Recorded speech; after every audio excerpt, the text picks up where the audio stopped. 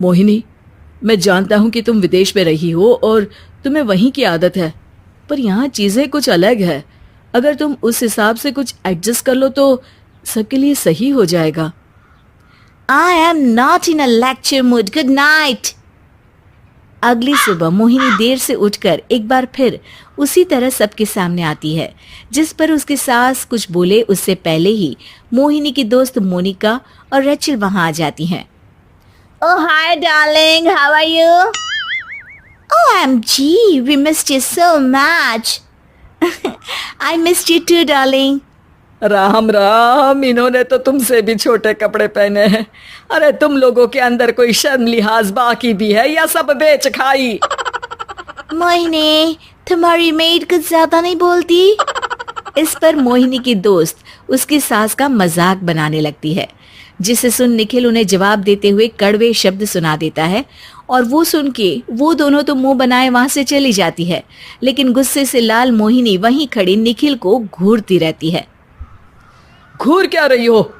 तुमसे शादी की ये सोचकर कि विदेश में पढ़ी लिखी हो, घर में कोई पॉजिटिव चेंज लाओगी, अपनी करियर के लिए एम्बिशियस होगी, पर अपने इस बिहेवियर से उस पढ़ाई के साथ साथ अपने मम्मी पापा के नाम को भी डुबो रही हो। अगर तुम्हें ऐसे ही हाल रखना है तो यहाँ रहने की कोई जरूरत नहीं है। निखिल की बातें सुनकर मोहिनी रोते हुए घर छोड़कर अपनी मम्मी पापा के पास वापस आ जाती है। ससुराल में सब कुछ ठीक तो है? वो अपने आप को समझते क्या है? मोहिनी पर चिल्ला रहे? मैं क्यों उसके इशारों पर चलूं? मैं अपनी लाइफ अपने तरीके से जीना चाहती हूँ और वो ना आप लोगों को मंजूर था और ना ही उन्हें है। तुम यहाँ नहीं रह सकती। अपने पापा की बात सुन के मोहिनी हैरान रह जाती है। हाँ, तुमने बिल्कुल सही सुना। अगर तुम्हें अपने इस घमंड, बेशर्मी और बदतमीजी में ही जीना है तो तुम यहाँ भी नहीं रह सकती।